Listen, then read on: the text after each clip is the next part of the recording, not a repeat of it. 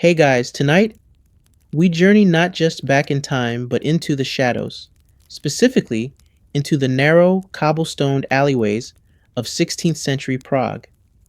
The air is damp, the chimneys spit soot, and somewhere in the distance, someone is playing a hurdy-gurdy, slightly off key. But you don't have time to enjoy the ambiance because you're waking up beneath the gallows. Literally, you probably won't survive this. So, before you get comfortable, take a moment to like the video and subscribe, but only if you genuinely enjoy what I do here. And let me know in the comments where you're tuning in from and what time it is for you. It's always fascinating to see who's joining us from around the world. Now, dim the lights, maybe turn on a fan for that soft background hum, and let's ease into tonight's journey together. You wake up with a kink in your neck, a rope burn on your palm, and the distinct feeling that your bed of straw may or may not have been peed on by a stray dog. The prison smells like mildew, burnt onions, and despair. It's not a scent that's easily forgotten or washed out of your clothes. You're the assistant to Prague's official executioner, which, despite the title, doesn't come with a dental plan. You're not exactly loved by the townspeople. In fact, you're somewhere between a rat and a tax collector in public opinion. Children run away when they see you. Adults cross themselves. One baker refuses to sell you bread unless you leave it on the counter and back away slowly. Your job starts before sunrise. You don't get a rooster's crow. You get the echo of someone vomiting in the next cell. Nice. You roll out from beneath a wooden scaffold and bump your head on the gallows beam. Again. Third time this week. Your room, if you can call it that, is a tiny shack next to the execution square. A repurposed woodshed with a table, a bucket, and some truly suspicious stains on the walls. Today is a hanging day. That's what the master called it last night, as he gnawed a bone and told you to get plenty of rest, which is ironic, considering you share a thin wall with the holding cells. All night, someone wept. Someone else tried singing a folk song about pickled turnips. Someone just screamed, "God help me," for 6 hours straight. You slept through none of it.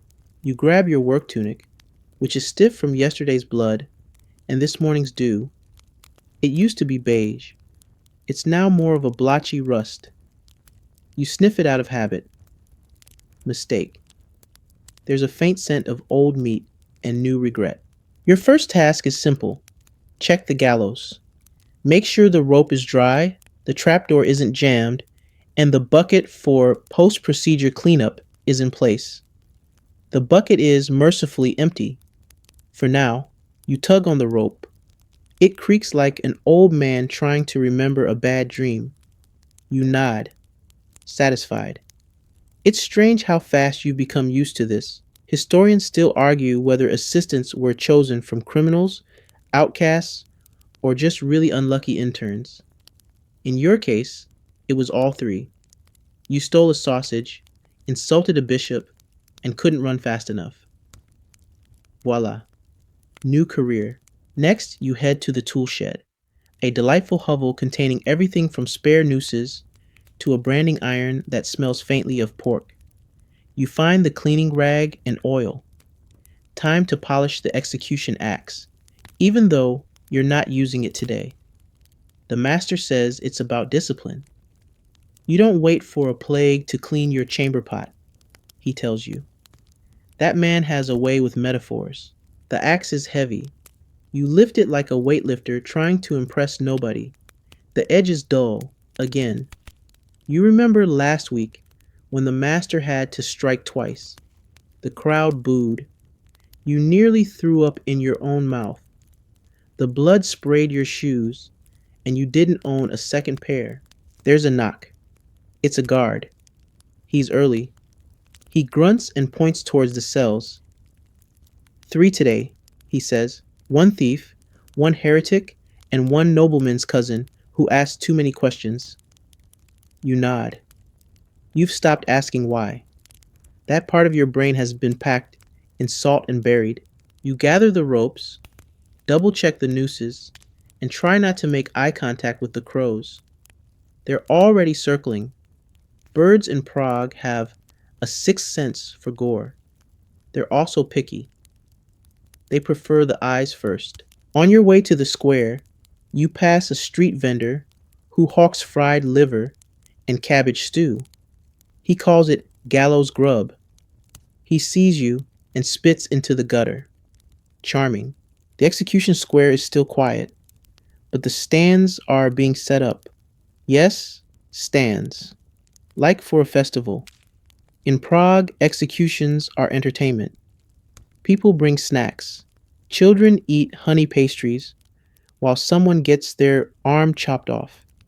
You help set up the viewing ropes and make sure the crowd won't get too close. One time, someone threw a tomato. It hit the assistant square in the face. That assistant was you. As you arrange the sawdust, yes, they sprinkle sawdust to soak up the aftermath. You notice a rat watching you. You name him Jakub. He blinks once, then scurries under the stage. Even he's probably judging you. You glance up at the platform. It's clean now. Soon it won't be.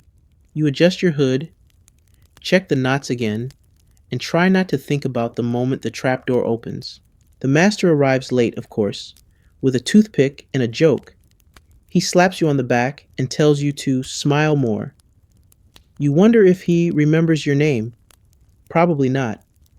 You're just boy or you there, or bring the rope, not the dumb look. And so your day begins. Beneath the gallows. One hand on a rope, the other on your nausea, and your future hanging, quite literally, in the balance. You sit on a rickety stool, gnawing on a chunk of rye bread that's harder than most of your regrets. It was handed to you this morning by a passing guard who didn't stop walking and didn't meet your eye. There's no butter. There's never butter. Just dry crumbs and something that might be a weevil. You don't ask. The stew is cabbage based. Again. It smells like feet and betrayal. And it's somehow both too hot and still not warm enough. You dip your bread in it anyway, hoping the liquid will soften it into something less tooth-shattering. It doesn't. You're chewing with the grim efficiency of someone who's not eating for pleasure, but survival. The flavor, vaguely medieval, somewhere between burnt onion and floorboard. Breakfast in 16th century Prague, if you're lucky enough to have it, is a tactical decision. It's not about enjoyment. It's about putting something in your belly so you don't faint during the next hanging. Or worse, vomit in front of the crowd. That happened once. To a guy named Pavel. Now he empties chamber pots in Kutna Hora. Nobody wants to be Pavel. Next to you, the master's boots thud heavily as he strolls into the shed, carrying what looks like a jug of beer and a dead rabbit. Neither of these things belong near a breakfast table, but here we are. Boy, he says, because that's what you are, regardless of age, gender, or personal aspirations. Did you clean the blade? You nod, even though today's method is hanging, not beheading. He always asks, and you always answer. It's part ritual, part test. You never know when a sword will be needed, after all. Sometimes the nobles change their minds, or sometimes someone in the crowd pays extra for a cleaner finish. The executioner, your master, is not a cheerful man, but he's not cruel either. More like indifferent, efficient. He cares about the ropes, the blade, the spectacle. People? Not so much. He once told you, the moment you start seeing them as people, you'll start dreaming of them. You laughed. He didn't. You finish your breakfast, if you can call it that, and gather your things. fresh rope, well, fresher, an extra hood, the sharpening stone, and a flask of something bitter that the master insists is for your nerves. You suspect it's just distilled floor cleaner. Then you make your way to the scaffold again, where the crowd is beginning to gather. Housewives, apprentices, bored clergymen, pickpockets, children with sticky fingers and wide eyes. They're all here for the show. One vendor is selling candied walnuts. Another is selling sketches of previous executions. Someone even has a wooden puppet reenacting last week's hanging. You try not to look. The prisoners have been lined up in the cart, tied but upright, like poorly displayed mannequins. One of them is weeping. Another is praying. The third is staring blankly into the crowd, like he's already halfway to the afterlife. You're not allowed to talk to them, but you make eye contact. Just briefly. It's the worst part. Before the master arrives, you prepare the platform. The trapdoor gets tested again, twice. You once watched it jam mid-execution. That memory has a dedicated room in your nightmares now. You sprinkle more sawdust, adjust the nooses. You notice one rope is slightly frayed and switch it out quickly. If it breaks, the whole execution gets delayed and the crowd gets nasty. You still have a scar from the last time someone threw a horse bridle at your head. The priest arrives. He's late and tipsy and smells like sacramental wine and mothballs. He mumbles last rites while leaning on the cross like it's a crutch. You glance at the sky. It's overcast now, but no sign of rain. Prague weather is fickle, like the crowd's mood. The executioner finally steps up. He always makes an entrance. Black cloak, broad stance, hood half on, just enough to let people wonder what's underneath. You follow him, a few paces behind, holding the list of names and crimes on a scroll. Not that anyone can read it. You hold it anyway. Tradition. He reads aloud. Theft, blasphemy, sedition. You hear the murmurs. A woman near the front snorts and whispers. Bet he just refused to pay his tithe. Probably. Justice here is swift, theatrical, and about as consistent as boiled leather. The first prisoner steps forward. You nudge him gently, not out of kindness, just out of procedure. He walks like his shoes are filled with stone. You place the noose over his head. It smells like mold and sweat. You avoid his gaze. You hear the crowd holding its breath. Then the master raises his hand and drops it. The trapdoor opens. It's too fast and too quiet. Just a wooden thump and a slight groan. You're already moving to prepare the second rope. The crowd exhales. A few people cheer. A child claps. You want to throw up. The second prisoner fights. Of course he does. He yells something about innocence and mercy. The guards shove him forward, and you have to help pin his arms. He smells like he hasn't bathed in a week, and he hasn't. He bites one of the guards. The priest drops his chalice. The noose slips once. Your hands fumble. You feel your heartbeat behind your eyes. The crowd is getting restless. Someone boos. A tomato lands near your feet. Finally, the rope is in place. The trapdoor creaks. He drops, twitches once. You look away. The last prisoner, the nobleman's cousin, is eerily calm. He steps up, adjusts his collar, and nods to the crowd like he's taking a final bow. You recognize his face from a painting. His hat is missing, but his dignity isn't. The noose goes over his head. The priest mutters something about forgiveness. You wonder if anyone's listening, then silence. Then the drop, then stillness. You exhale. It's over. For now. Cleanup is next. You help untie the bodies, wash the blood off the platform, and fold the ropes. You carry the used hoods back to the shed. You hang them by the fire to dry. They drip slowly. Everything smells of old wool and dread. The crowd disperses. The vendors pack up. Life in Prague goes on. But you're not done. The master is already talking about tomorrow. There's talk of a thief who poisoned bread, a witch trial, maybe even a public branding. He seems excited. You, on the other hand, just want to eat something that doesn't taste like regret and sweepings. But first, another chore. The block needs cleaning. Again, your next lesson comes with a rope burn and a dislocated thumb. You're standing in the tool yard, which is basically a fenced in rectangle of mud, wood shavings, and trauma. The master is demonstrating a new knot. New being a generous word, considering it's probably been used since the invention of necks. It's called the upright loop cinch, or as he puts it, the one that doesn't slip off unless the head does. Charming. You see this, he says, yanking the knot taut around a log roughly shaped like a human torso. This is where most amateurs get hanged themselves. Then he laughs. It's not a warm laugh. It's more like a coughing fit that accidentally formed a chuckle. You're holding a length of hemp rope that smells like the bottom of a fish cart. Your hands are raw from pulling it tight all morning, and your fingers are starting to blister in ways that defy geometry. Rope work is deceptively complicated.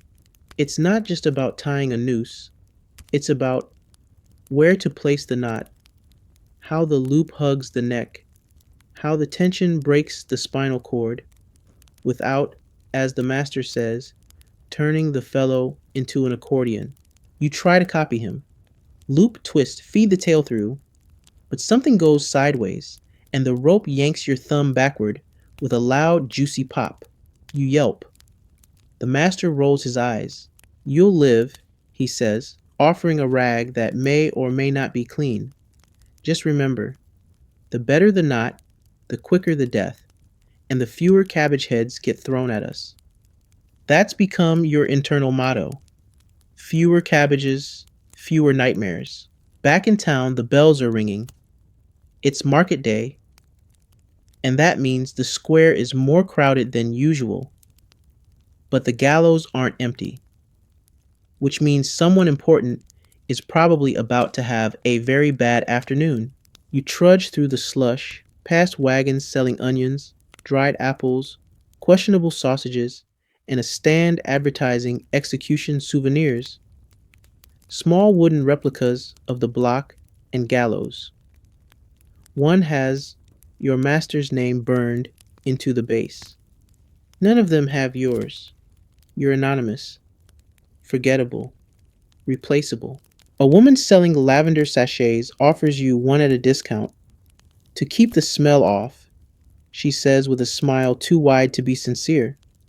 You decline because no sachet on earth could cover what you smell daily.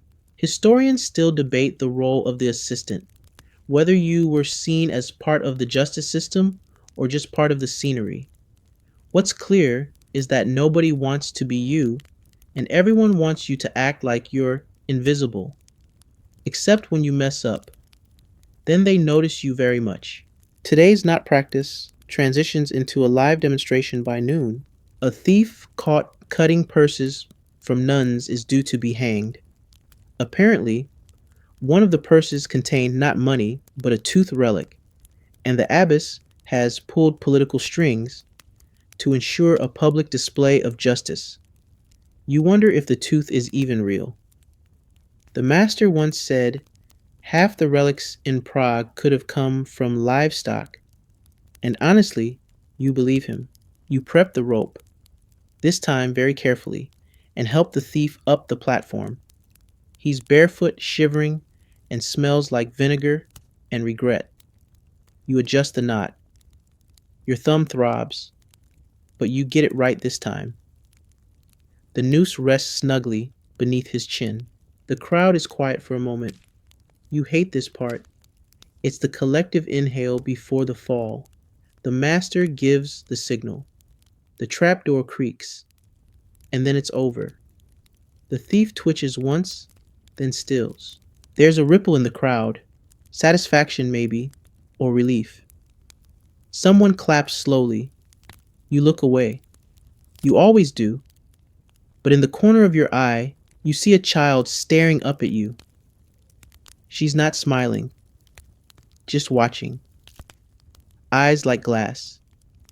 You wonder what she sees. Afterward, you have to untie the body, check for anything valuable, and record the death in the logbook.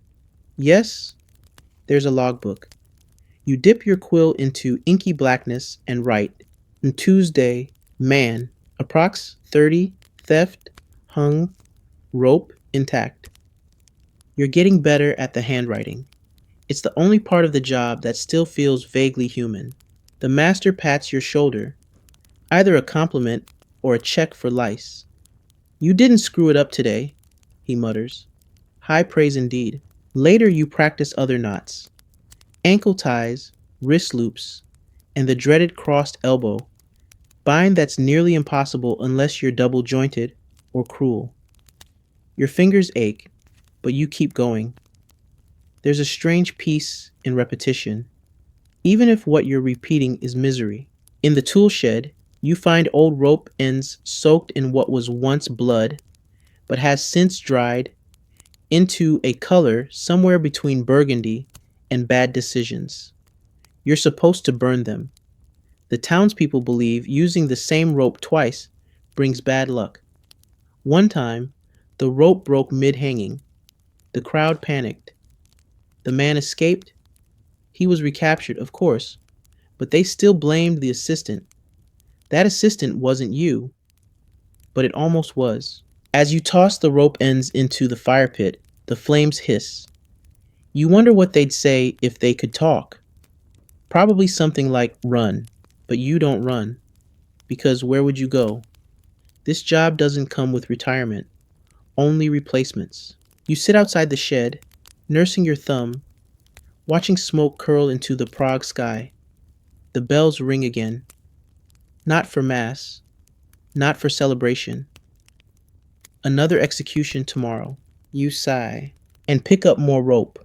You'd think market day would be for fruit, fabric, maybe a nice new wooden spoon if you're feeling extravagant. But no. In 16th century Prague, it's also the perfect occasion for a public hanging. You can hear the chatter as you approach the square again. Dozens of voices layered like onions, sharp, layered, and likely to make you cry.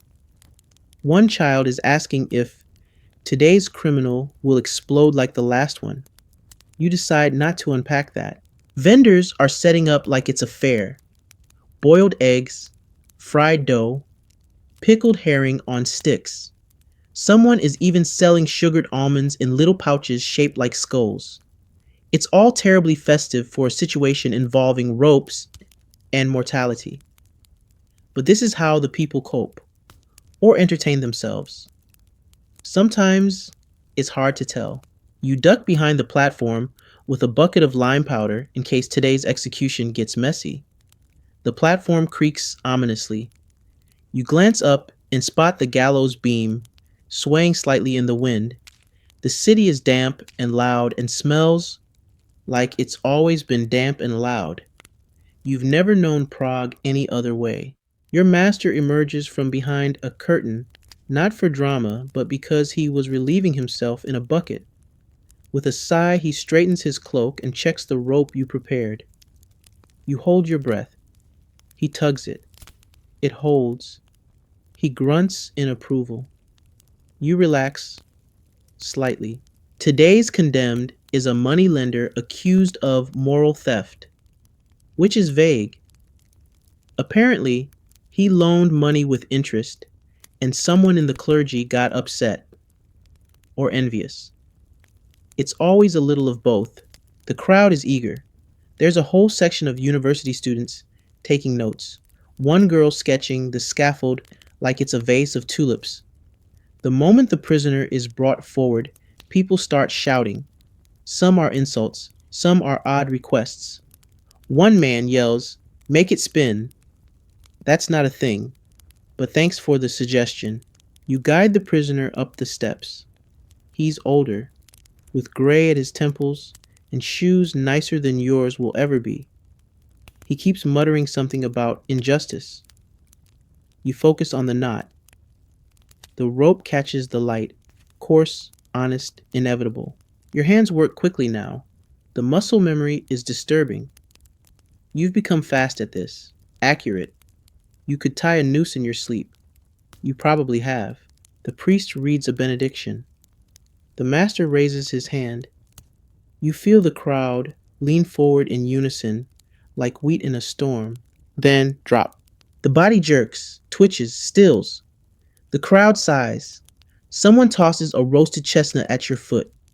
You pretend not to notice. Historians still argue whether these public executions were more about justice or theater. There's plenty of evidence suggesting people treated them as social gatherings. Marriages were proposed in the crowd. Someone once gave birth behind the sausage stand. True story. It's in the logbook under unplanned distractions.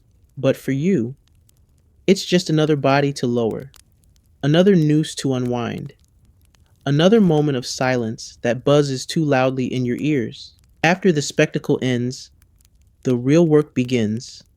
You haul the body down with the help of two guards. He's heavier than he looks.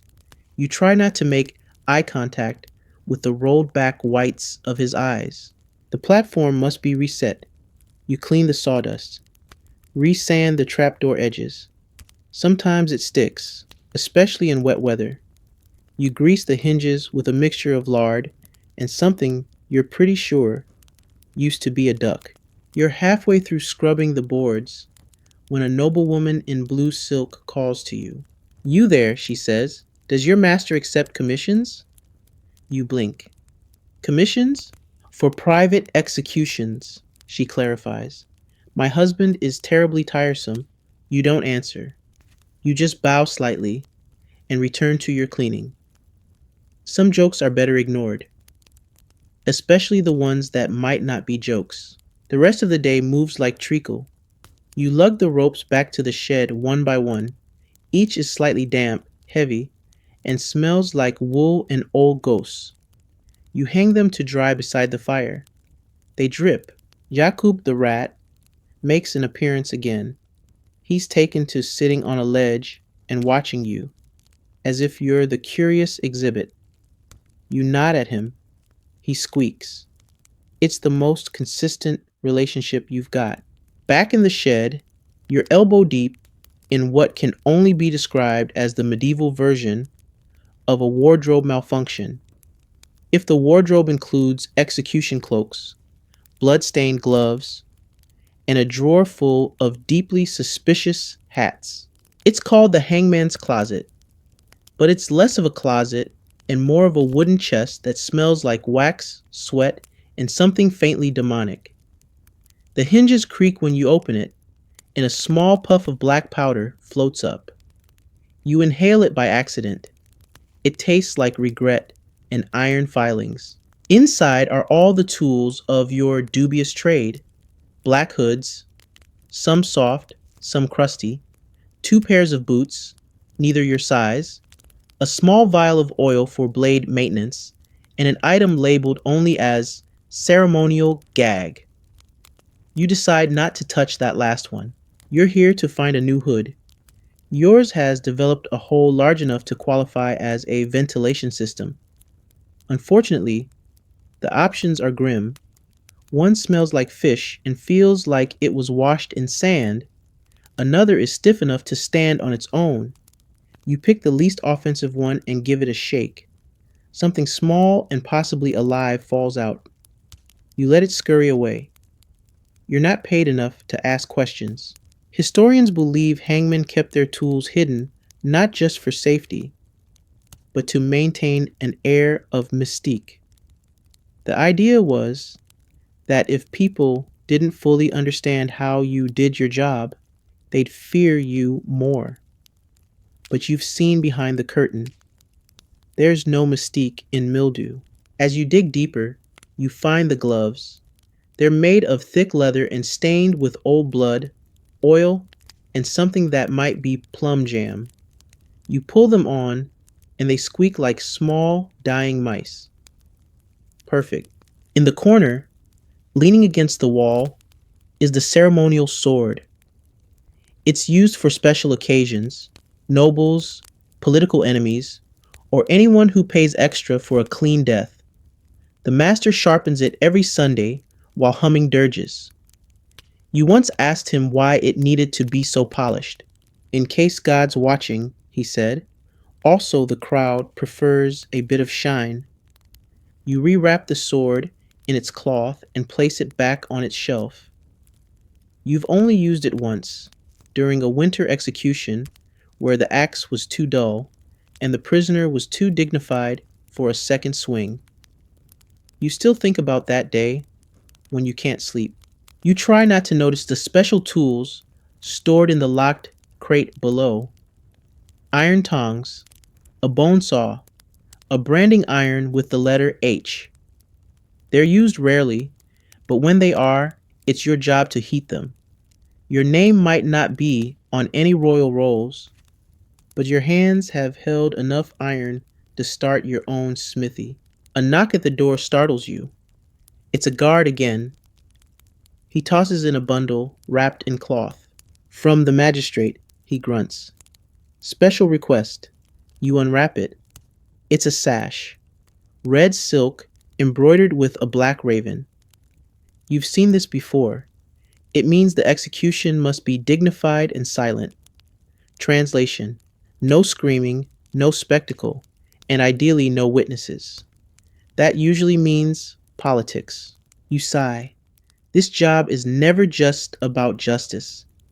It's about messages. Theater. Fear. As you clean the cloak you'll wear tomorrow, you reflect briefly on how you got here. A stolen loaf, an overheard insult, a bad roll of the dice. Historians still argue whether hangman's assistants were conscripted criminals or willing tradesmen. You know your story, but it still doesn't make sense. You wanted to be a carpenter once. You liked the smell of sawdust. It didn't scream. You hang the cloak by the fire. You'll need it dry and presentable. There's mold on the hem. You scrape it off with a knife. The knife, by the way, is also stained. Everything in this shed is a little bit cursed. Your fingers brush across the bone ring tucked inside the cloak's inner pocket. You forgot about that. It was given to you by your predecessor. A small carved trinket meant to keep the soul clean. You're not sure it's working, but it fits your pinky, so you keep it. Outside, the bells of St. Nicholas chime 4 times. That's your cue to prep the record book. Every execution has to be logged with name, crime, method, and any anomalies. You open the book and flip to a new page. Ink blots dot the old entries. Thursday, woman, witchcraft, hung, unusual resistance. Friday, man, blasphemy axed, audience wept. Saturday, goat, public nuisance, escaped. That last one was technically a joke, but the goat did cause a riot in the square. You still have the hoof print on your shin. You add today's entry. Monday, man, lending offense, hung, no complications. That last part feels like a lie, but you write it anyway. Before closing up, you polish the blade, handles one last time. The firelight catches the metal. You see your reflection for a moment. Tired eyes, soot-smudged cheeks, and a hood that doesn't quite sit right. You adjust it. The shed creaks as you leave, locking it with the iron key you keep on a cord around your neck. That key is probably the most valuable thing you own. It opens everything and nothing you want. As you walk away, Jacob the rat follows you for a few steps, then scurries under a log, probably for the best. No one sane sticks around for long. You pass the gallows again. Empty now, still stained. A raven lands on the beam and caws once like a punchline. You keep walking. Tomorrow is already waiting. You thought today would be a simple beheading. You were wrong. Because in Prague, justice comes in many flavors. And unfortunately, some of them involve removing things other than heads. You wake up to the sound of shouting. Not angry, not panicked, just bureaucratic. Two guards are arguing about whether the left or right hand should be chopped first. It's symbolic, one insists. It's practical, says the other. You're too groggy to care which side wins. You just know that, whatever the outcome, you're the one who has to sharpen the knife. You roll out of your cot, which is, in fact, a pile of hay that once hosted a family of cats. Possibly still does. Your tunic smells like damp wool and unresolved trauma. You tug it on, splash cold water on your face, and immediately regret it. It's Prague in winter. Your face goes numb in 3 seconds. You shuffle to the shed, grab the small axe, not the big one, not today, and the knife used for finer work. It's curved like a crescent moon and disturbingly elegant. You oil the blade carefully, watching it glint in the morning sun. A small drop of rust has bloomed near the hilt. You sand it off. The master once said, "A rusty blade dishonors the sentence." You're not sure if that was metaphor or literal complaint, but you've internalized it either way. Today's order is punishment by dismemberment. The accused, a man who forged official documents, including, somehow, a royal marriage license and a fake letter from the Pope blessing his soup recipe.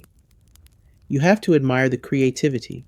He's sentenced to have both hands removed publicly, without anesthetic, and preferably without delay. You arrive at the platform early. It's been outfitted with a special bench, more of a chopping block with armrests. You secure the leather straps, test the tension, and sprinkle sawdust on the floor in anticipation. Everything is cold, and your breath fogs as you work. A crowd is already gathering, and they're excited. Why? Because hangings are common. Beheadings? Also common. But limb removal? That's a novelty. Someone in the front row is selling pastries shaped like tiny hands. You try not to vomit. The accused arrives in chains, flanked by two guards, and a priest already 3 goblets deep into communion wine. The man looks more annoyed than scared. He glares at the bench, like it personally insulted his lineage. You assist in strapping him down, his arms extended along the block. His wrists are thin, the veins stark in the chill. He says nothing, just breathes heavily. You kneel with the small axe in hand. The master gives the order. Thwack. The first hand severs cleanly. It lands in a bucket, which was thankfully placed correctly. The crowd gasps. Someone faints. Another claps. You suppress the tremble in your gut and move to the second. Thwack. Not quite as clean. The blade bites bone. You twist it gently. The man groans but doesn't scream. You admire him for that, even as you wipe the blade and step back. You think of soup. You stop thinking of soup. Historians still debate how often punishments like this were carried out, and whether they served more to deter crime or simply to entertain. One theory suggests Prague's justice system was part morality, part marketing. Make the punishment memorable enough, and no one else would dare forge a papal dinner menu. You clean the bench, apply vinegar to the blade, and drag the blood-soaked bucket back to the yard. It's heavy. You're not sure what's in it besides blood and bandages, and frankly, you don't want to know. You dump it in the pit behind the smithy. The smell is robust. Later, the master calls you over to discuss a training opportunity. This is code for do something unpleasant while I watch. You're told to practice ear removal, not on people, on pigs' heads. You line up four of them on a plank and begin. It's harder than it looks. The ears flop around. The knife slips. By the third one, you've developed a technique. Brace the jowl, slice from behind, quick, upward flick. You try not to think about the fact that human ears are softer. While you're working, a monk passes by and blesses you. You don't know if it's for your soul or your hygiene, possibly both. You finish the training exercise and clean up the mess. The pig heads are tossed to the dogs. You wipe your hands on your apron, which at this point should probably be burned and rebranded as a minor demon. In the evening, the square is quiet again. You light the lamps along the path and sit on your usual stump, rubbing your wrists. Your gloves are stained.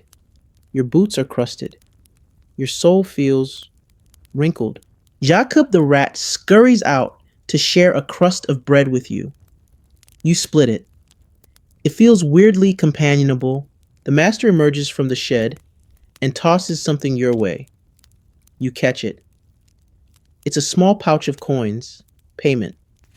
It's heavier than usual. Good cutting today, he says. You nod, unsure whether to feel proud or nauseated. He goes back inside. You stare up at the gallows silhouetted against the moon. Somewhere in the city, someone is forging a new lie. And somewhere else, you're sharpening a blade. Again, there's a certain absurdity to doing laundry. When your tunic is crusted with memories no amount of soap can erase. But here you are, kneeling by a cracked stone basin, scrubbing blood out of your sleeves with a lye soap so pungent it could legally be classified as a weapon. The water is ice cold, of course, because it's Prague, because it's winter, and because the city's plumbing plan consists mostly of just walk to the nearest puddle and hope for the best. You dunk the tunic again. The red doesn't wash out completely. It never does. It fades into a sort of bruised rust color, like shame that's been soaked overnight and left to dry in the wind. The master walks by, holding a roasted onion in one hand and what looks suspiciously like a confession in the other. Don't forget the collars, he calls out. The last time you left them stiff, the prisoner choked too early. You want to point out that choking is sort of the point, but you wisely say nothing. You just keep scrubbing. This is your laundry day, the one soft edge in a jagged week. But soft is relative. You're crouched on stone, your knees numb, your wrists raw, and your dignity somewhere at the bottom of the rinse bucket. You can hear bells ringing in the cathedral, muffled by wind and fog, but they don't sound holy. They sound like reminders. Time passes, and tomorrow's another gallows. As you wring out the tunic and hang it on a line that droops more than your enthusiasm, you notice a peculiar thing, a silk handkerchief tucked into the cuff. That shouldn't be there. It's embroidered, initialed, and clean. You freeze, because that means it came from someone important, and someone watching closely. Historians still argue whether executioners' assistants were spies as much as they were servants. It wouldn't be hard. You're invisible. You move between courts and cells, hear whispers, see letters, touch pockets. Sometimes the condemned talk before they die. Sometimes they confess things not in the record. You untuck the handkerchief and pocket it. No sense advertising a mystery just yet. The rest of the day passes in a series of mildly humiliating chores. Boiling the prisoner uniforms, boil too long, they shrink and smell like mutton. Folding ropes by length, a 6-footer for short drops, 9-footers for nobles, and scrubbing the branding irons until they shine. One branding iron in particular catches your attention. It's shaped like a crescent. You've never used it, and the master hasn't mentioned it, but it's always clean, always polished. You don't ask. By mid-afternoon, the magistrate's scribe arrives with a scroll. He wears velvet gloves and doesn't make eye contact. New decree, he says, handing it to the master. Tomorrow's execution must be exemplary. Your master reads the scroll, then grunts. So a showpiece, he mutters. Something with teeth. You know what that means. Not just a hanging, not just a beheading, a spectacle with flourishes. He once had you rehearse a triple hanging, synchronizing the trapdoor levers like it was a dance routine. You had nightmares for a month. The master hands you the scroll. It lists the condemned. 3 men, accused of plotting to poison a noble's wine supply. All ex-soldiers, all strong, all potentially dangerous. You feel something tighten in your gut. You prep the staging area with extra supports. Triple trapdoor, triple noose, a crowd barrier. Last time someone jumped the line and tried to hug a relative mid-sentence. You mop blood off the gallows beam, even though it hasn't seen action in 2 days. It always feels slightly sticky. That evening, while checking the lever, pulleys, you notice something carved into the underside of the platform. A message, scratched in haste. They made me lie. That's it. You stare at it for a while, then glance around. Nobody's watching. You rub your fingers across the letters. The wood is splintered. Whatever truth was here is soaked in sawdust now. Jakub the rat appears again, running along the rope line like he owns the place. You toss him a breadcrumb. He sniffs it, then turns away. Even the rats are picky. The master finds you later as you polish the sword handles. He's in an unusually talkative mood. You know, he says, the last assistant I had quit because of the voices. You pause. The condemned? No, he replies. The ones that came after. In the walls? In the ropes? You nod slowly and return to your polishing. It's probably a joke. Probably. That night, you lie on your straw pile, the silk handkerchief tucked in your shirt, the words under the gallows echoing in your head. They made me lie. Lie about what? About who? You stare at the ceiling, where cobwebs sway like lazy acrobats. You listen to the wind rattling the shutters and a dog howling far off across the river. And you wonder if someday your own hands might write something under the wood when no one's looking. Something small, something true. By dawn, the square smells like wet stone, cold iron, and anticipation. You're already at the scaffold, tightening ropes and testing trapdoor latches, while your breath clouds in the gray morning air like little ghosts of hesitation. Today is the triple hanging. 3 men, 3 ropes, 1 perfectly timed drop, and absolutely no room for error. You rehearse it again and again.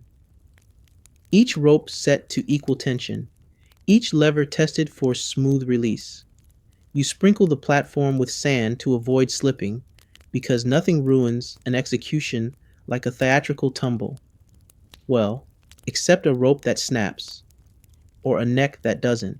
Jakub the rat is watching you from a post, chewing on what might be an old apple. You nod at him. He blinks like he disapproves of your rope work.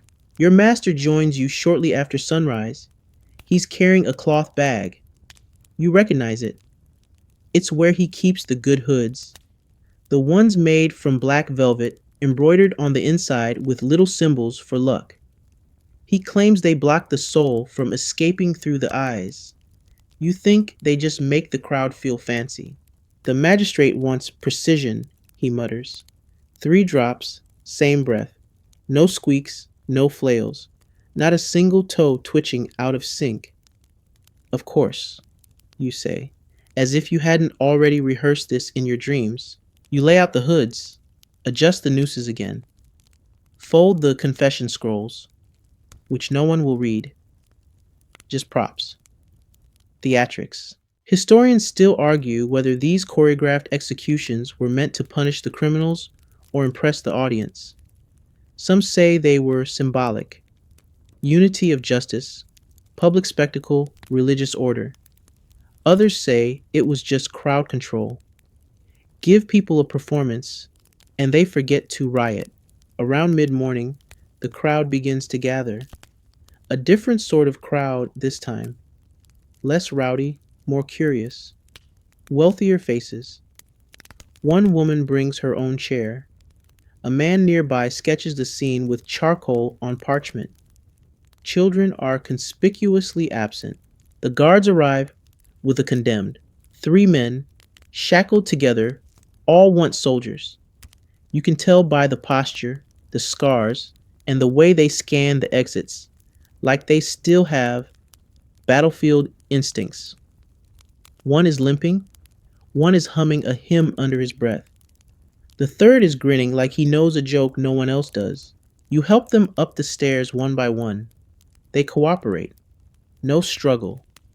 But their silence is heavier than any resistance. You line them up, left, center, right. The ropes go over their heads like a bishop's blessing in reverse.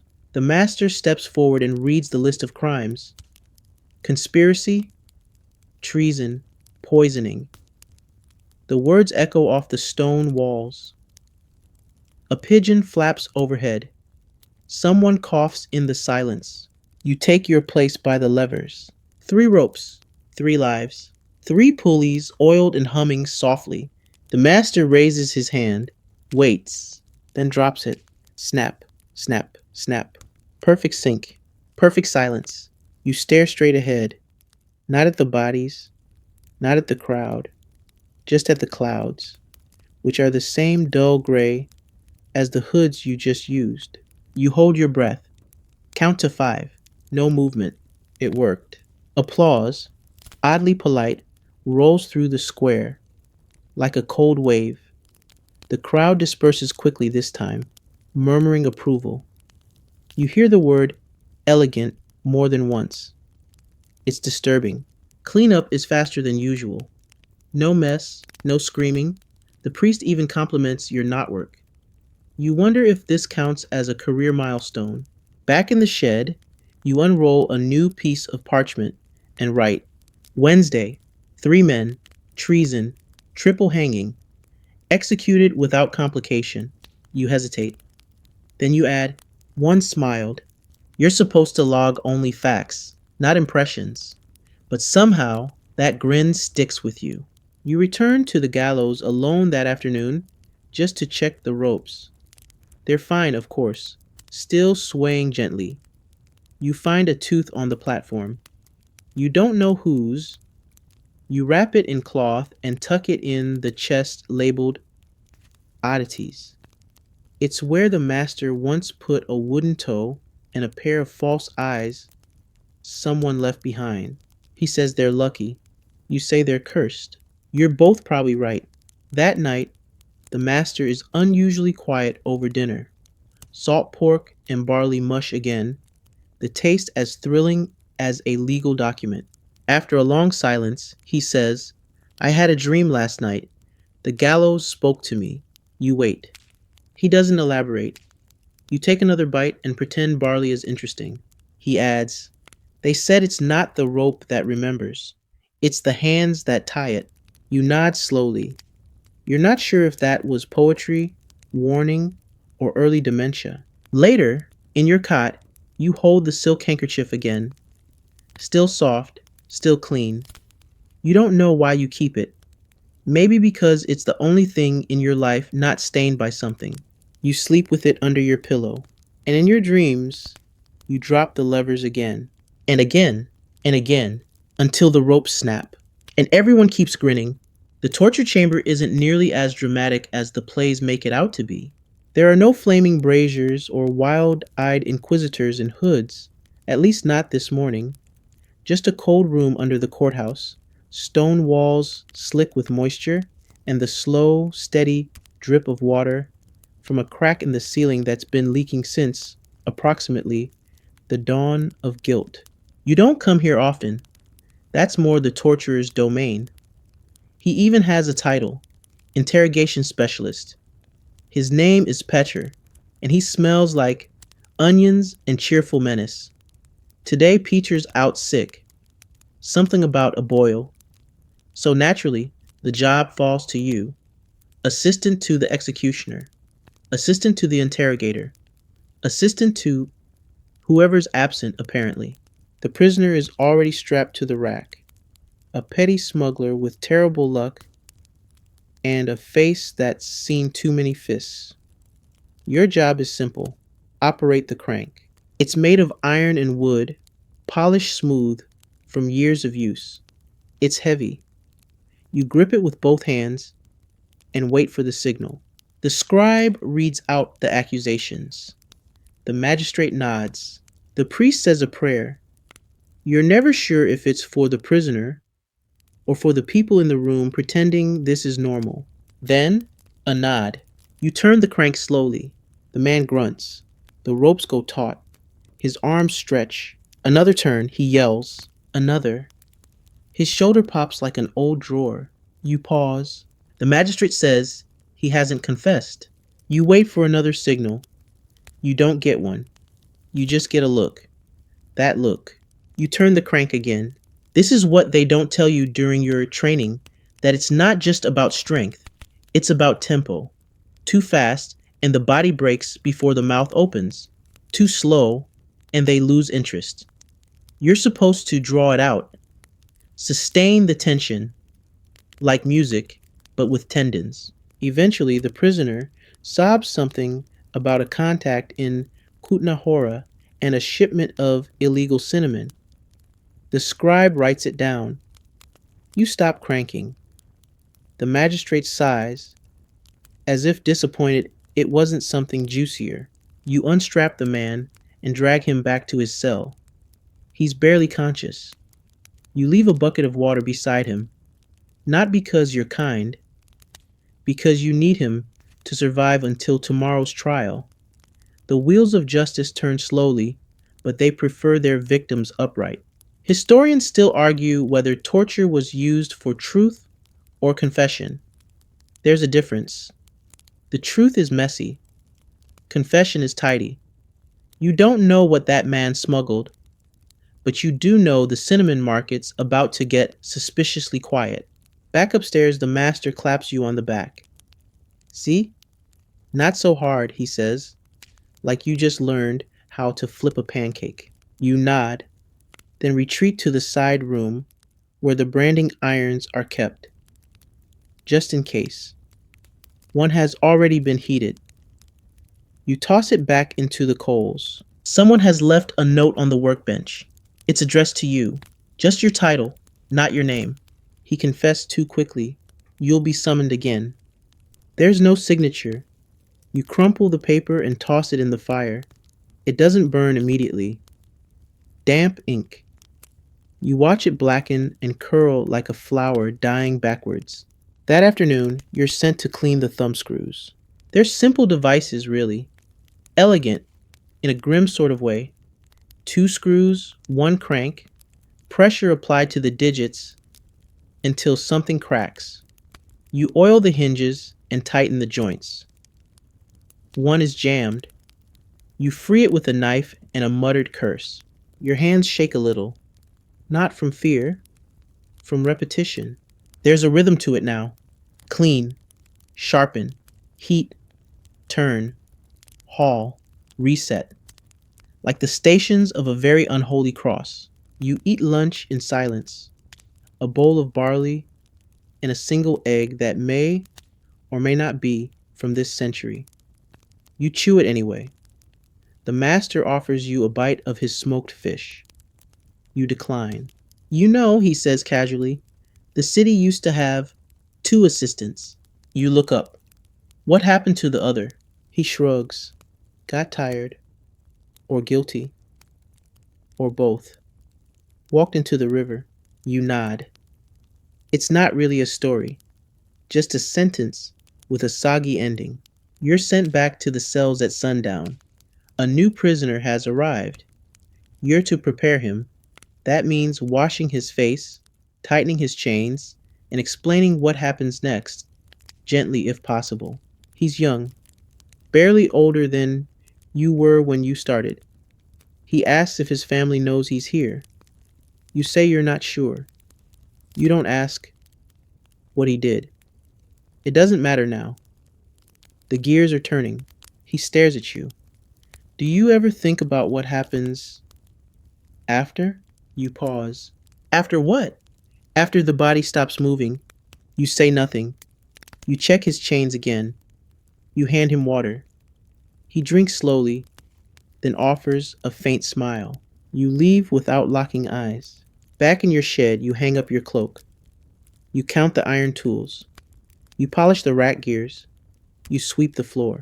Everything is where it should be, except maybe your conscience. That you left somewhere around turn 4 of the crank. The square is different tonight. It's lit by torchlight. Dozens of flickering flames casting long shadows across the cobblestones, like judgment. Itself has decided to go dramatic.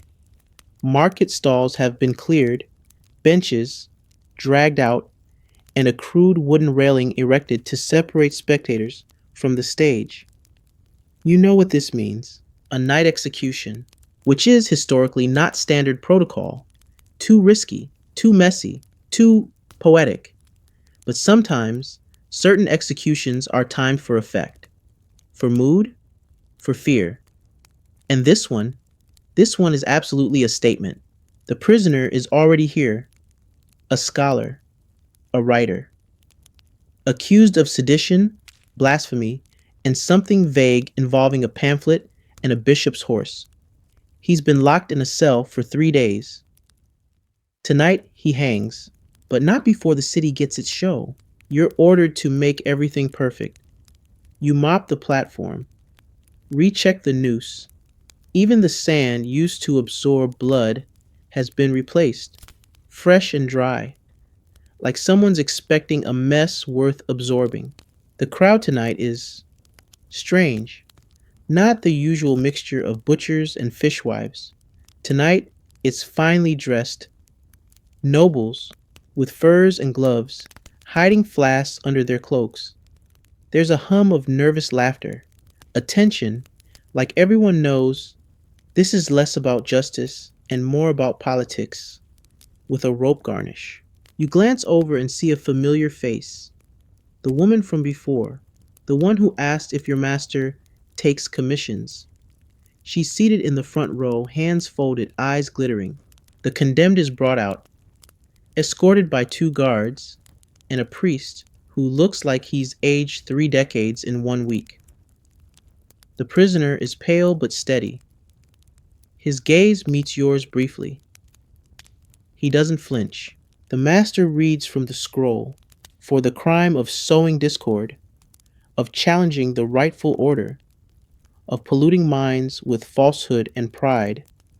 The words spill over the square like oil. You place the noose, adjust the knot, step back. He speaks, not loudly, just a quiet, even tone. I regret nothing but the silence of others. It's not the first final speech you've heard, but it might be the one that stays. Your hand rests on the lever. The torchlight makes it gleam. The master nods. You pull, snap.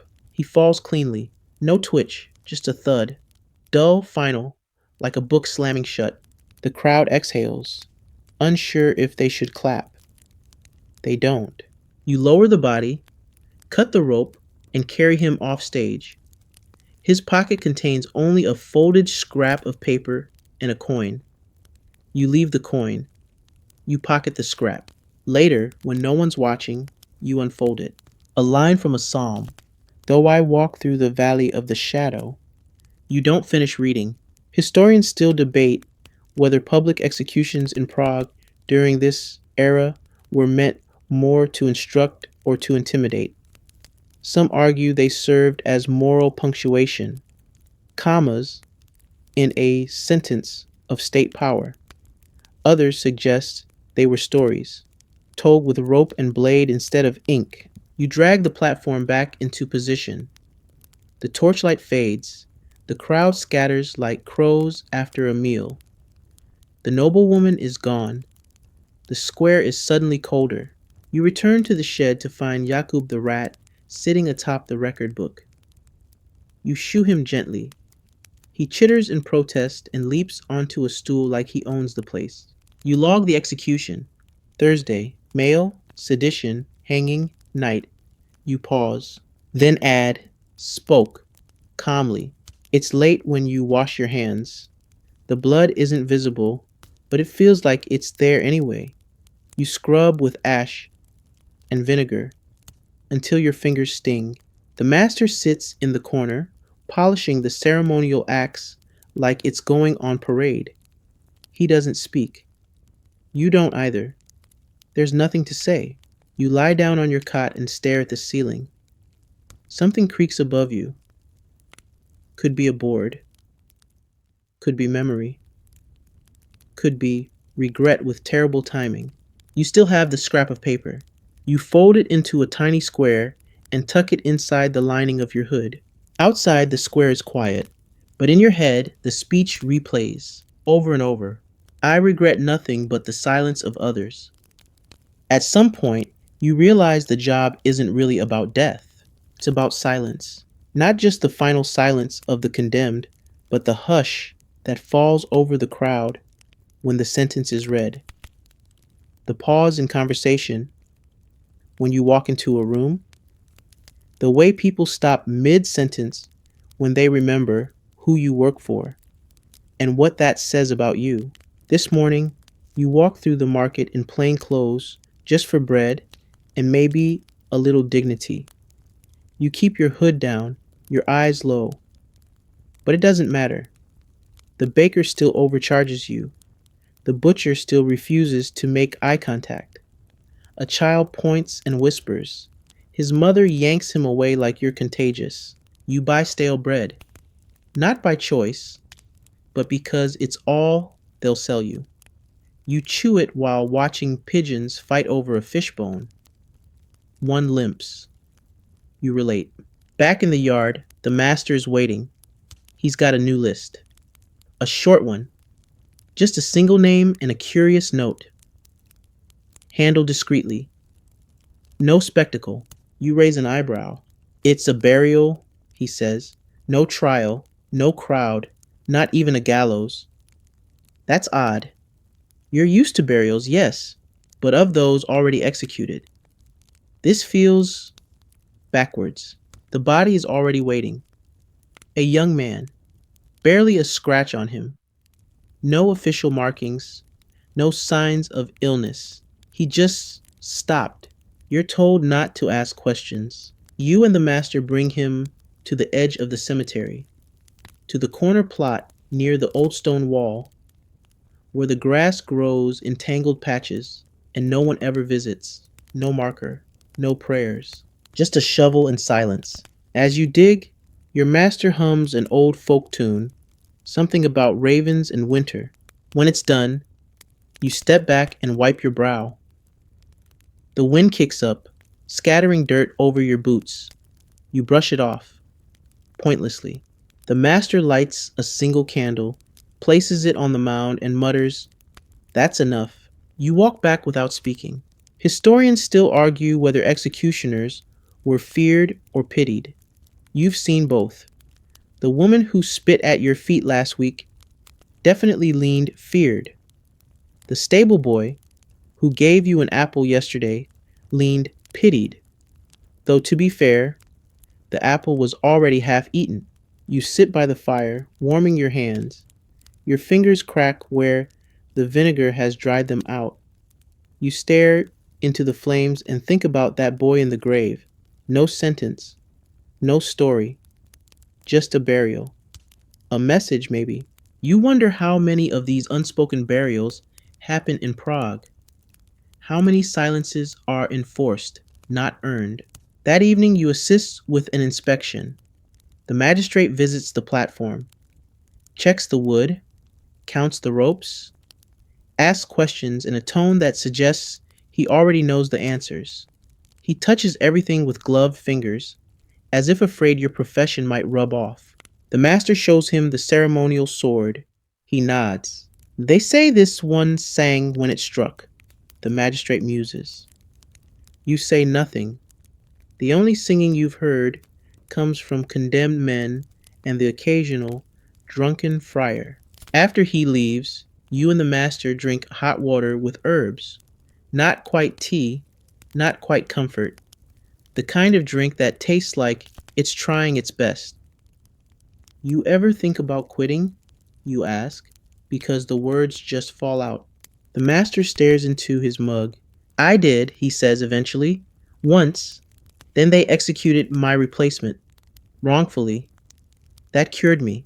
You nod.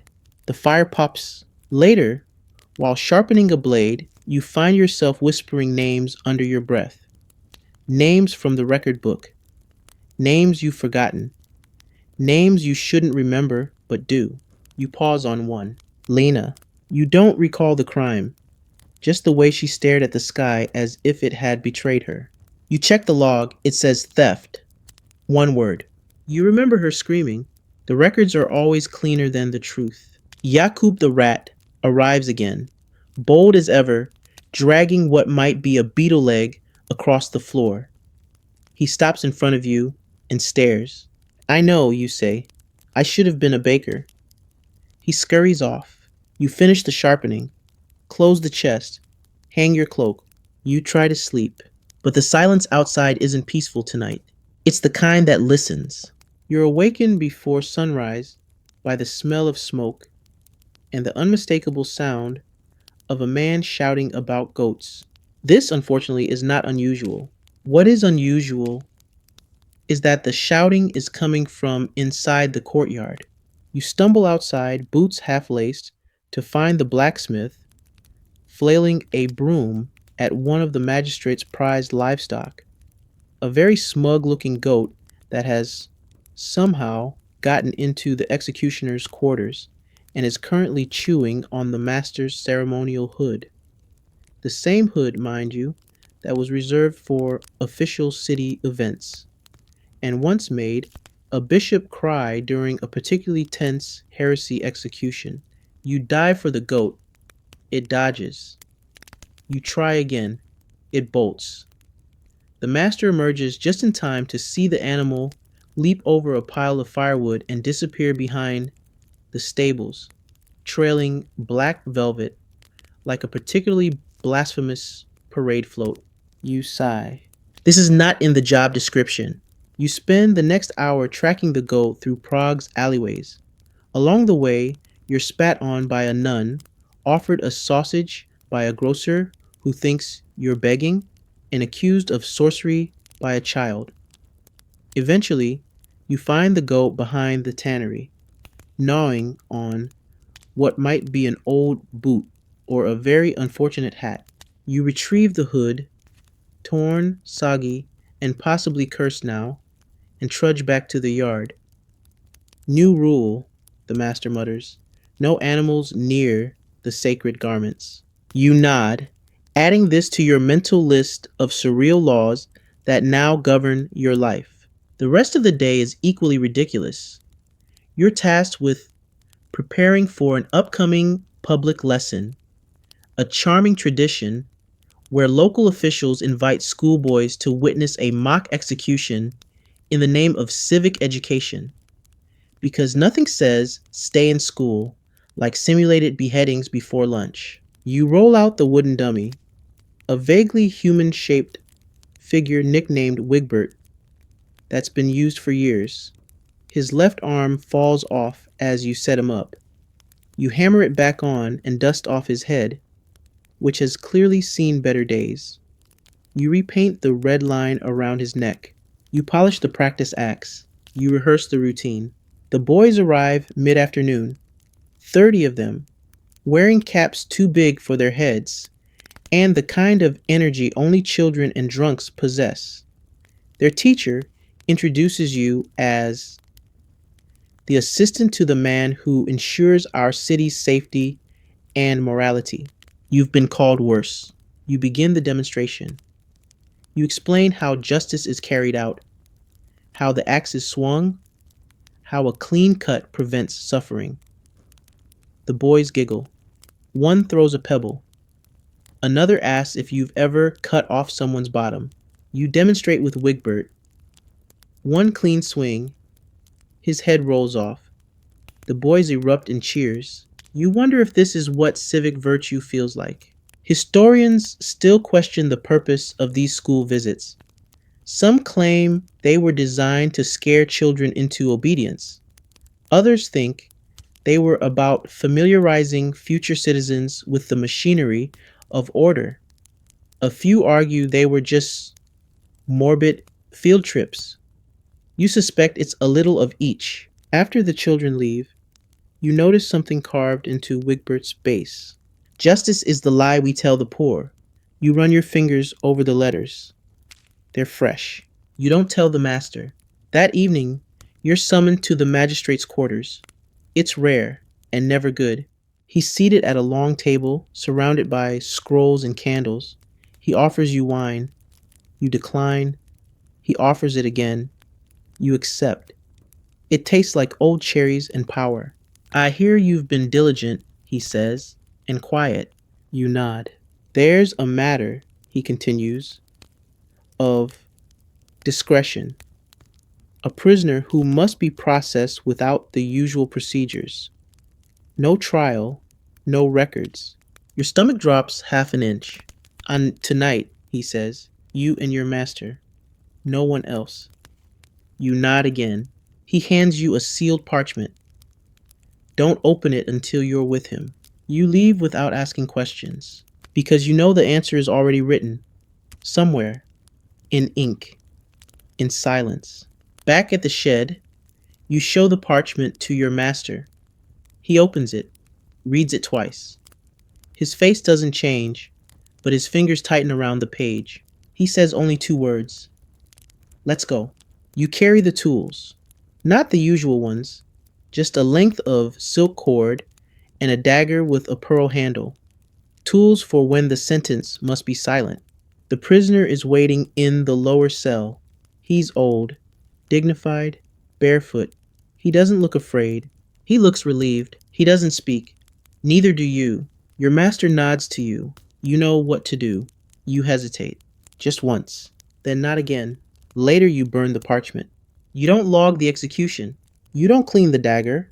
You just sit by the fire, staring into the glow until the coals blur and the smoke smells like paper and memory. Jakob the rat curls beside your boot. The night presses in, and somewhere in the walls, a silence settles like dust. You wake to thunder and a summons, not the polite kind. A guard bangs on the door with the butt of a halberd, shouting something about urgent official business and where is that wretched assistant? You roll off your haystack, boots already on, because you've learned not to sleep too comfortably in this job. The rain is coming down hard now, soaking the streets and turning the execution yard into a mush of mud, old straw, and broken dreams. You're handed a list. It's wet. The ink is running like it's trying to escape the paper. Emergency order, the guard says. Rioters 3 needs resolving before sunrise. You look up. 3? He nods grimly. The crowd's already gathering. You don't ask why executions are being rushed in the middle of a storm. You don't ask what these rioters did exactly. You just do what you're told, because you're not here to interpret justice. You're here to apply it. You and the master drag the gallows cart to the market square. Different from the usual execution site. More space. More witnesses. More mud. You set up quickly, both of you soaked and silent. The prisoners arrive under heavy guard. Nooses already around their necks. Like the city skipped the trial and moved straight to punctuation. One is yelling. One is crying. One is singing. You admire the range. The master looks at you. Make it quick. he mutters. The storm's not waiting. You adjust the ropes. Check the trap door. The rain makes everything slippery. You nearly fall. The crowd laughs. You're soaked through. Your gloves are sodden. Your fingers ache from cold and guilt. You pull the lever. Snap, snap, snap. It's over fast. The trapdoor clunks shut like a drawer of regrets. You lower the bodies, unsure where the line is anymore, between duty and reflex. You drag the ropes back to the shed. You don't speak. You just hang them to dry beside your cloak, which now weighs more than your conscience. Almost.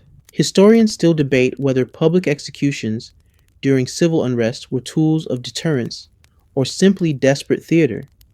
Some say they restored order. Others claim they ignited further rebellion. You've seen both. Once, after a particularly messy beheading, the crowd actually clapped. That night, 3 buildings were burned down. Nobody talks about that part. You clean the blades in silence. The master hands you a bowl of broth.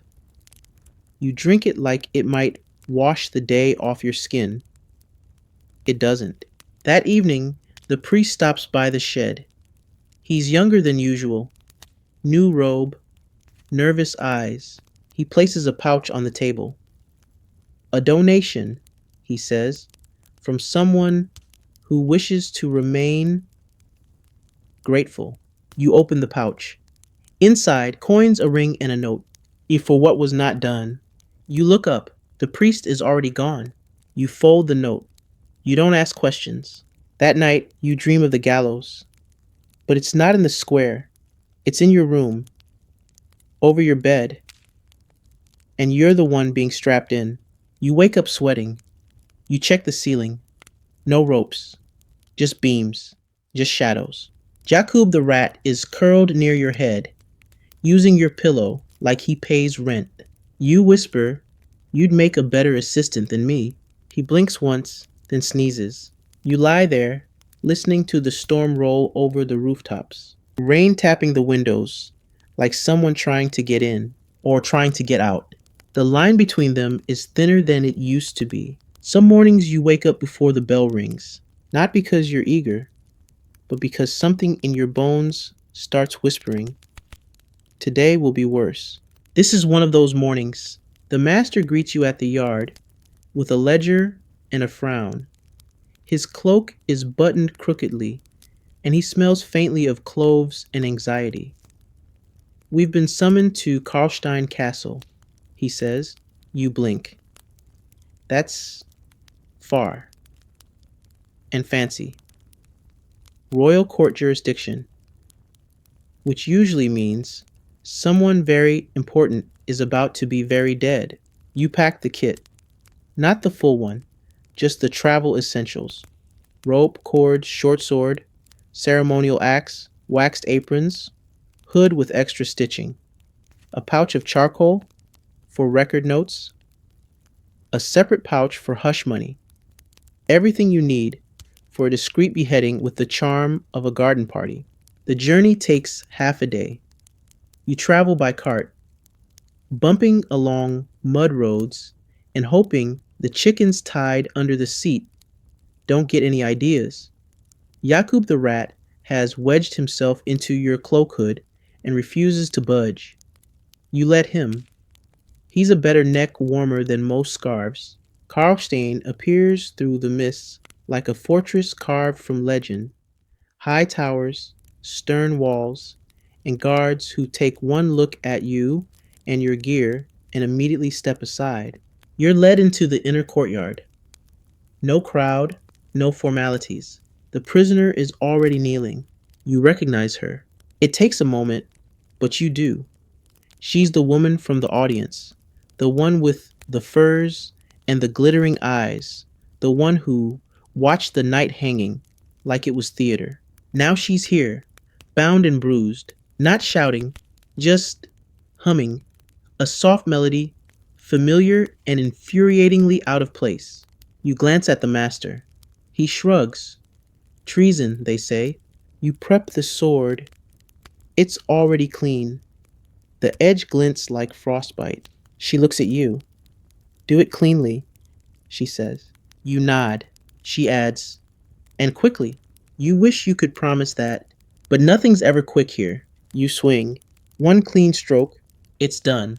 No cheers. No applause.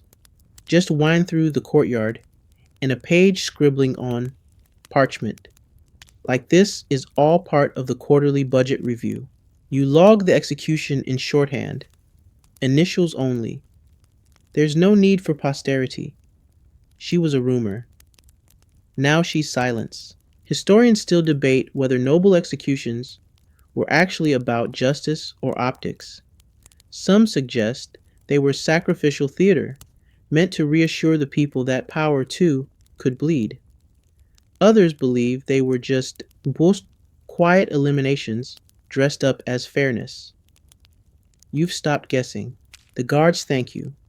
One hands you a loaf of fruit bread. The master calls it the noblest payment we've ever received. You eat it on the way back. It's too sweet. You finish it anyway. That night, you rewrap the ceremonial sword and tuck it under the bench. The blade still hums, faintly. You tell yourself it's just your imagination. The master says nothing over dinner. You both chew barley gruel and stare into opposite walls, like monks who've had a disagreement over theology and refuse to blink first. Later, while sweeping the shed, you find something under the cot, a page torn from a book, one line underlined. There is no justice in the world, only the illusion we tolerate. You have no idea where it came from, but you keep it. You press it into the back of your ledger, behind the lists and the names and the bloodless log entries. You don't sleep well. You dream of a court with no faces, just hoods, and a crowd that watches in silence, forever. When you wake, the candle is still burning, and Jakob is staring at it like he understands too much. You spend the next morning sharpening, not the blades, your instincts, because lately, things have been off. People whisper more when you pass. The guards nod less. Even the magistrate, who once clapped your master on the back like they shared a secret handshake, now merely flicks his eyes toward you with something between caution and contempt. You try to focus on your tasks. The whetstone sings against the axe in low, tired rhythms. You oil the rack gears even though no one's scheduled for questioning. You count the ropes twice. Superstition? Maybe. But last time you skipped a count, someone's foot caught the loop instead of their neck. Jakub watches from atop the salt barrel. He's cleaned his whiskers 3 times already. You take it as a warning. By mid-afternoon, the courier arrives. He doesn't bring orders. He brings tools, new ones. 2 thumb screws, sleek, metal polished, brass accented, like someone wanted them to look decorative. A fresh branding iron, shaped like a serpent's head. A set of tiny knives in a velvet case. Your master opens the crate, frowns, and mutters, "This is above our pay grade." You log the delivery anyway. New set, experimental, possible royal use. You underline the last part twice. The note inside is unsigned, but written in the same delicate hand that once sent a pouch of coins and a cryptic thank you. You recognize the flourish of the F. This isn't over. Later that day, a scholar is brought in, accused of heresy. The usual, wrong words, in the wrong ears at the wrong time. But this time, the scribe includes a list of books confiscated from his home. One title sticks out, On the Ethics of Execution. You ask to see it. You're told it's already been burned. Of course it has. The scholar is quiet, old, more beard than body. He requests that you don't blindfold him. "I want to look at the sky," he says. You glance up. It's gray, featureless, not much to look at. But you nod. You prep the axe. Not the ceremonial one, the working blade, the one with scars along its edge from too many imperfect swings. Your master offers you the choice: perform it or observe. You choose to observe. You're not sure why. Maybe because this man reminds you of your grandfather, or maybe because you're afraid you won't be able to look him in the eye after. The execution is clean. The head rolls to the side.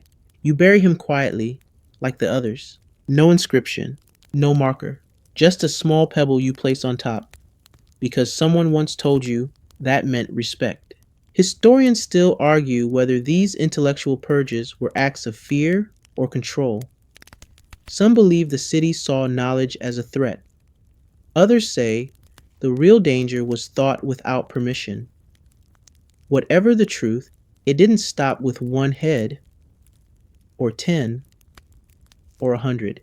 That evening, while cleaning the shed, you find a slip of paper lodged under the floorboard.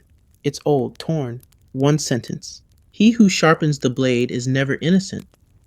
You stare at it for a long time, then tuck it into the back of your ledger, right beside the page from Karlstein. You begin to wonder how many anonymous truths are buried under your floorboards, under your job, under your skin. At dinner, your master is quiet. He chews slowly, sets his spoon down, looks at you. They're watching us more closely now. You nod. He continues. They'll want loyalty soon, publicly. You ask, and if we don't give it? He doesn't answer. You finish your gruel and wonder how many executions it takes before you become part of the silence. The next morning, the city feels heavier. Not physically, though the fog presses low like wet wool, but emotionally, like a place holding its breath. You can sense it in the way the bells ring slightly offbeat, in the baker's refusal to make eye contact, in how even the pigeons seem to flap quieter. Your master hands you a small scrap of paper. One name, no crime listed, no age, no rank, no location. Just a name you don't recognize, and a time. You look up. He doesn't explain. You don't ask. You're learning. You gather your tools mechanically now. Ropes, hoods, the travel blade, a flask of wine that's more for ritual than mercy.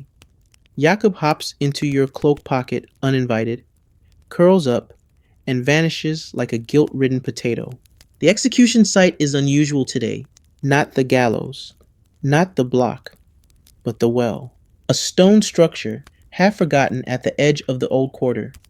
Covered in moss, its crank long rusted, its purpose obsolete. But not today. Today, apparently, it's useful again. You arrive to find 3 guards standing stiffly, their armor too polished for comfort. One of them hands you a cloth bundle. Inside, cords, stones, and a wax-sealed bottle of ink. Weighted justice. You don't ask why. You already know this isn't an execution in the traditional sense. It's a disposal. Your master joins you, looking tired. He says, "We do this one blind." You nod. You've done worse. The prisoner arrives under hood and chain. You never see their face.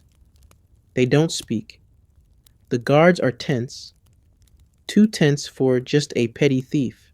You bind the weights. You whisper whatever semblance of last rites your memory can improvise. And then you lower them into the well. No splash. No echo. Just rope unwinding until it stops. Taut and final. Historians still argue whether Prague ever sanctioned disappearances. Officially, it denies them. Unofficially, these wells are everywhere, and the ledger always leaves space between the lines. You record the event with a single symbol. No date, no name, no location. It's the only way you know how to lie honestly. That evening, your master brings out the special wine, the one he saves for threshold days. You both drink in silence. Eventually he says, "They trust us now." You reply, "Or they've stopped seeing us as human." He raises his cup to that. Later you find a package in the shed, unmarked. Inside, gloves of fine leather, dyed black, a pair of new boots, a fresh hood, stitched with gold thread, and a letter. Your loyalty has been noted. You will be summoned soon. Prepare for elevation. No signature. You fold the letter. You don't tell the master. You lie awake that night, staring at the ceiling beam where the candlelight trembles like it's afraid to settle. You imagine the well again, not what it holds, but what it doesn't let go.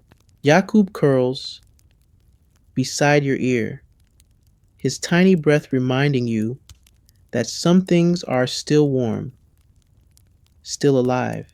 You close your eyes, but the rope doesn't stop unwinding. Not in your dreams. Not anymore. They summon you 3 days later, not to the yard, not to the courthouse, but to the tower. That's all it's called. The tower. It doesn't have a full name. It doesn't need one. Everyone knows which tower you mean when you say it, and nobody says it more than once unless they want their windows to rattle. You're escorted by 2 guards, both of whom refuse to speak the entire way. Even their boots seem to step more quietly than normal. Jakub, sensing the shift in tone, stays behind in the shed, curled in the sleeve of your spare robe like a tiny judgmental monk. The tower door creaks like it's being deliberately dramatic. Inside, stairs, stone, and the faint scent of wax and damp wool. At the top, a chamber lit by a single window, shaped like a keyhole to the sky. And there, waiting, are 3 men in robes, black, featureless, crisp as iron.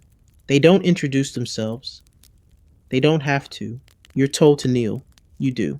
One of them reads from a scroll. It's about loyalty, legacy, the sacred duty of the blade, how Prague's order depends on the unseen hands that steady the axe and keep the rope from fraying. Then they offer you a choice. Not really a choice, though. Elevation.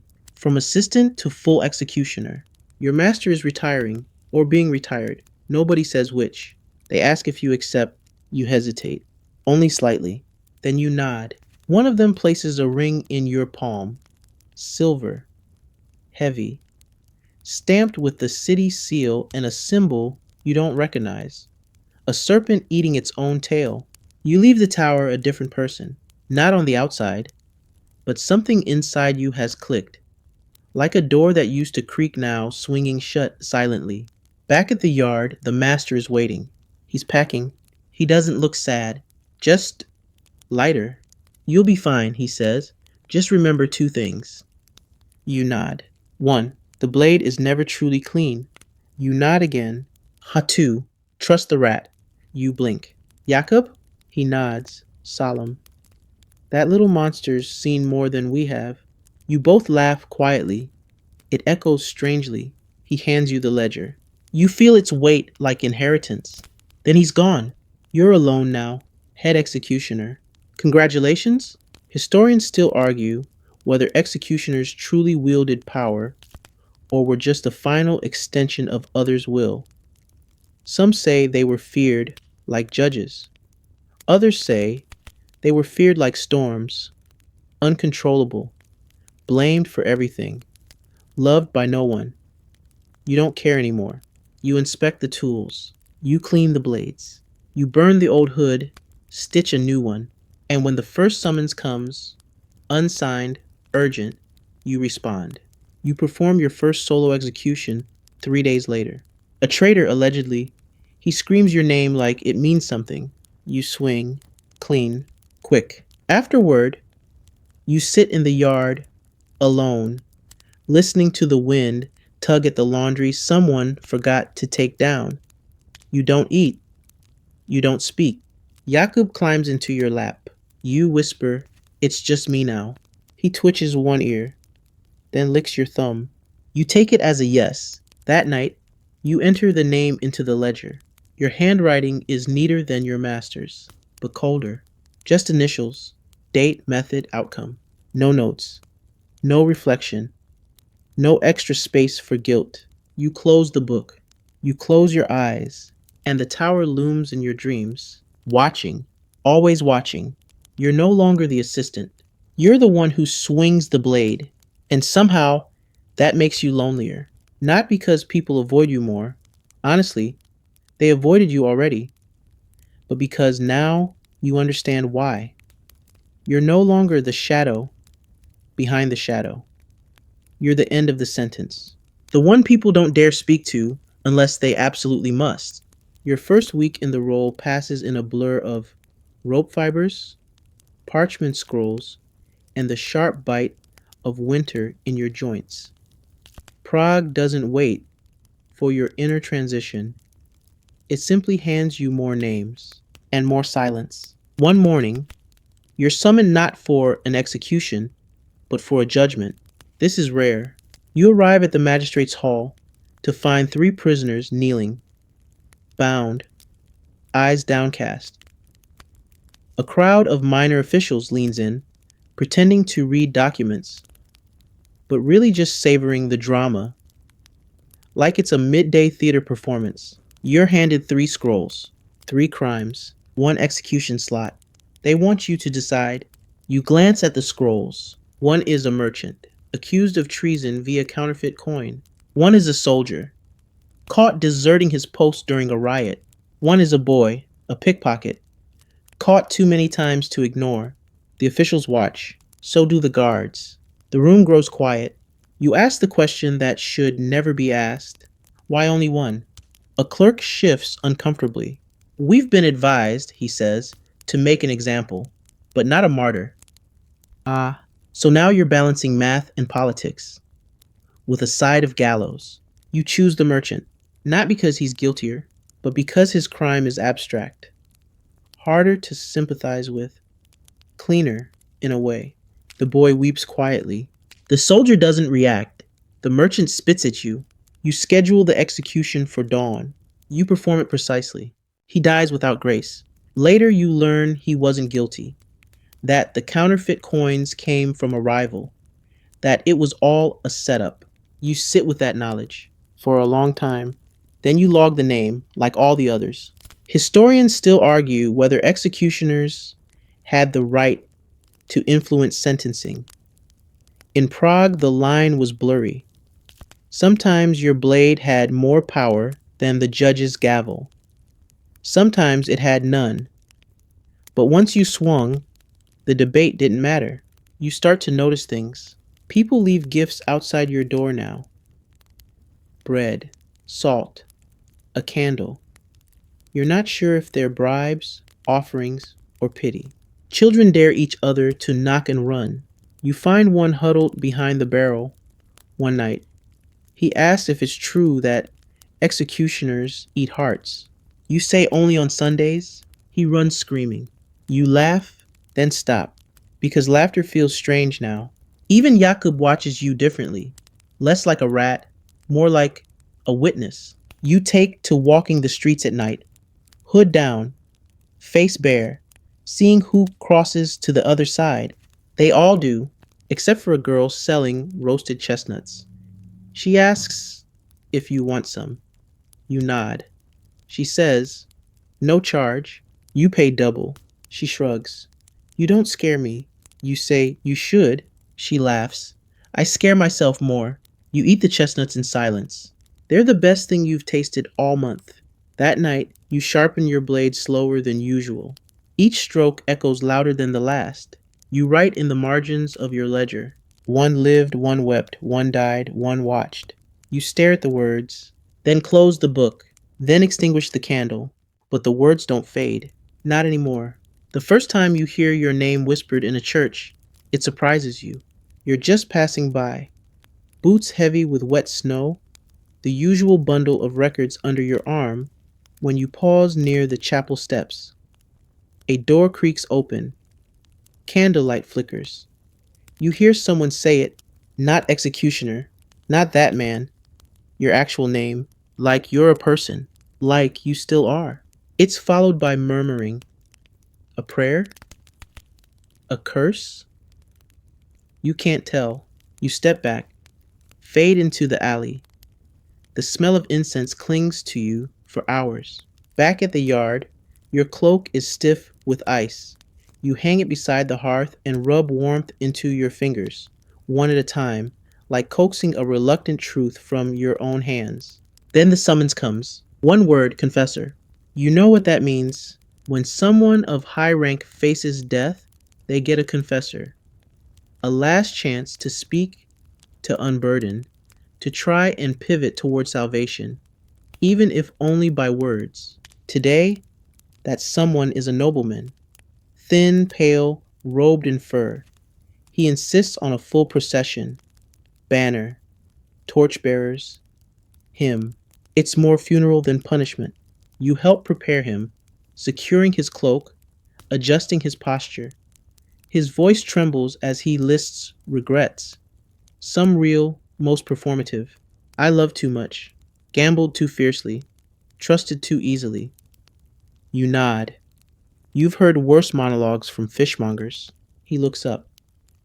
Will it be painful? You reply, only for a moment.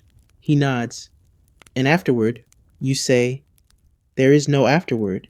His lips twitch, not quite a smile. You lead him to the square. A small crowd, mostly nobles, gloves covering judgment.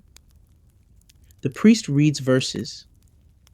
The sword glints. You draw a breath. You swing. Clean, swift, like punctuation. Later, when you remove his cloak, you find a letter stitched into the lining. Addressed to you, it reads, you are the final witness to all men. Remember us not by how we die, but by what we dare to say. You burn the letter, not because it offends you, but because you understand it too well. Historians still debate whether executioners were meant to feel. Some argue empathy was a flaw. Others claim it was the only thing separating duty from monstrosity. You suspect the truth is somewhere in between and deeply uncomfortable. That night, you clean the sword alone. The master is gone. The assistants are few. Even Jakob is missing until he reappears with a sliver of bread and a look that says, you're slipping. You eat beside the fire, slowly, as snow begins to fall again. The ledger grows heavier with each name. You find yourself sketching in the margins. A face, a flower, a square that looks suspiciously like the old platform. And then, how many names before I forget mine? You stare at that line for a long time, then close the book. Outside, the square is quiet. The scaffold waits, untouched by snow, like history refusing to soften. You lie down with your cloak over you, not for warmth, but habit. Jakub curls beside your chest, his tiny heart beating fast, fast, fast. And yours? Slower. Like it's trying to disappear before you do. You don't remember falling asleep, but you wake to the sound of silence that feels different. Not the usual hush of snow-covered rooftops or the muffled stillness before dawn. This silence feels deliberate, as if the city is holding back a secret, and you're the last to know it. You rise slowly, your joints stiff, your mind fogged. Jakub is gone again. Your cloak hangs by the fire, but the embers have gone cold. Even the axe seems quieter on its hook, as if resting between lives. A knock comes. Not the urgent pound of guards, nor the tap of messengers. Just a single knock. Soft, measured. When you open the door, a woman stands there. Middle-aged, modest dress, calloused hands. She doesn't flinch when she sees you. She says, you executed my brother. You nod. You've learned not to deny it, even when you don't remember which one. I'm not here to blame, she adds. You wait. I just want to know, did he suffer? You think. You search your mind for the moment, the swing, the silence after. You say honestly, no. She nods once, then does something unexpected. She hands you a small wooden carving. A bird. Worn smooth from years in a pocket. He made this when we were children, she says.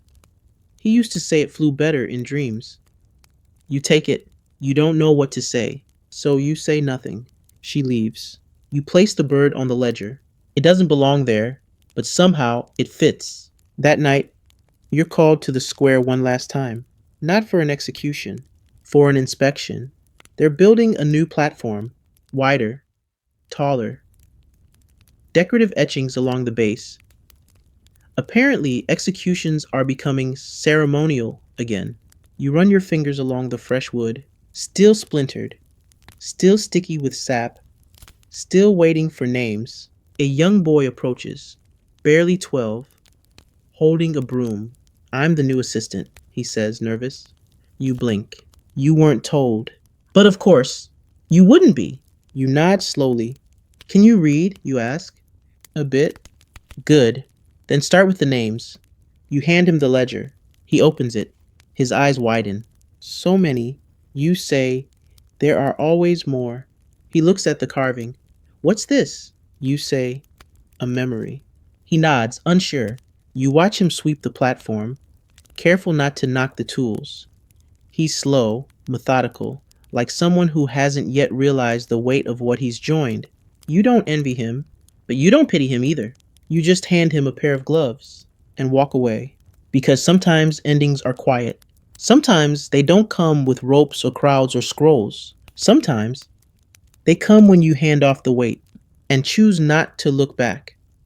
The streets of Prague exhale as you pass. Lanterns flicker in windows, casting gold halos on stone walls. A church bell tolls far off, not mournful, not celebratory, just marking time, as if time needs reminding. You walk slower now. The cold doesn't bite the way it used to. Your boots leave softer prints in the snow. A cat darts across the alley, chasing nothing in particular. Somewhere, someone laughs over cheap wine. Somewhere, someone sings off key. Somewhere, someone dreams without knowing the price of silence. You reach the edge of the city. No guards, no summons, just trees. You sit beneath one. Birch, maybe, or ash. It doesn't matter. The stars above blink quietly. You take out the little wooden bird, hold it in your palm. It's not perfect.